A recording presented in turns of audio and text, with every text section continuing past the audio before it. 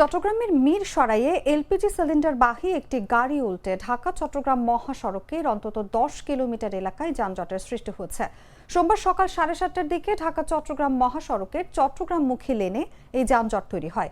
এছাড়া বেলা 11টায় মিরসরাই সদরের ইউ টার্নে একটি ট্রাক উল্টে গেলে যানজট আরও তীব্র হয়।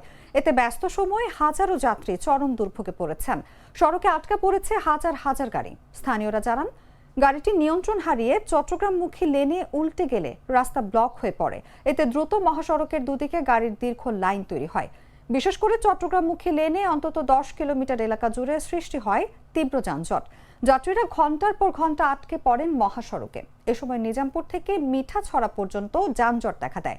এছাড়া একদিন বেলা 11:30টায় মিরসরাই পৌর সদরের একটি ডাম্প ট্রাকের ধাক্কায় দৈনিক জনতা পত্রিকার মিরসরাই প্রতিনিধি আব্দুল মান্নান রানা গুরুতর আহত হয়েছে। তাকে আশঙ্কাজনক অবস্থায় চট্টগ্রাম মেডিকেল কলেজে পাঠানো হয়েছে। এ বিষয়ে জোরারগঞ্জ হাইওয়ে থানার ভারপ্রাপ্ত কর্মকর্তা মোহাম্মদ জাকারিয়া উল্টে যাওয়া গাড়ি উদ্ধারের কাজ চলছে বলে জানিয়েছেন। যানজট নিরসন হয়ে যাবে বলে প্রত্যাশা ব্যক্ত করেন তিনি।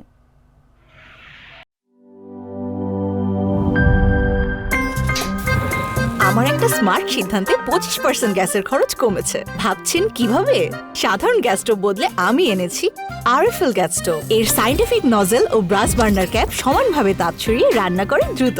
তাই গ্যাসও বাঁচায় 25%, টাকাও বাঁচে 25%। আরএফএল গ্যাস স্টোভ নিরাপদ ও গ্যাস সাশ্রয়ী।